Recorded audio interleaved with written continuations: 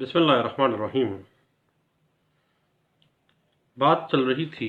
कि एक रसीद जो आम तौर पर लोग बना के देते हैं बयाने की, उस बयाने की रसीद की क्या कानूनी हैसियत है, क्या वो बयाने की रसीद एग्रीमेंट टू सेल का स्टेटस हासिल कर पाती है या नहीं। एक रसीद बयाना जो है, अगर वो किसी प्रॉपर्टी की सेल के तमाम शराइत जो कि एक गाहक और फरोख्त करने वाला जो है सेलर एंड बायर के दरमियान, अगर सेल की जो शराइत हैं वो लिखी जाती हैं उसमें, उस रसीद में, बयाने की जो रसीद बनाई गई है, तो वो बयाने की रसीद जो है वो एग्रीमेंट टू सेल ही मुतसव्वर की जाएगी। और 2006 CLC पेज 1815 इस बात को वाज़ेह कर देता है कि अगर वेंडर और वेंडी के दरमियान जो सेल है, वो सेल की तमाम शराइत अगर एक पर्ची पे, एक रसीद पे पेमेंट की वसूली, बयाने की वसूली के साथ लिखी जाती हैं,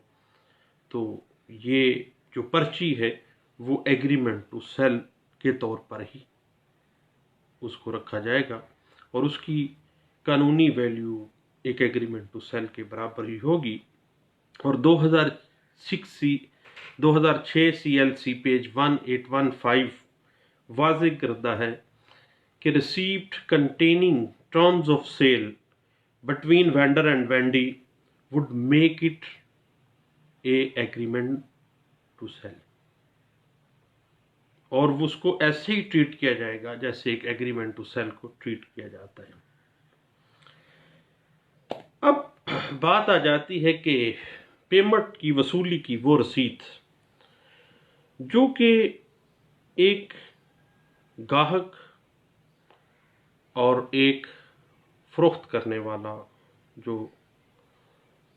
सेलर है उसके दरमियान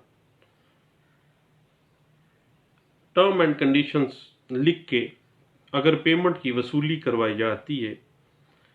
तो याद रखिएगा कि एडवांस या बयाने की जो रसीद है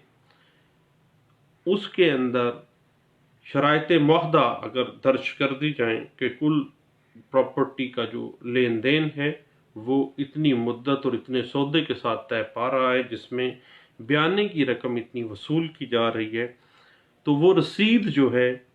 वो इकरारनामे की हैसियत उसको हासिल होगी और वो इस तरह से ही ट्रीट की जाएगी जिस तरह से आम हम एक इकरारनामे को तसव्वुर करते हैं। और कानून में लीगल वैल्यू उसकी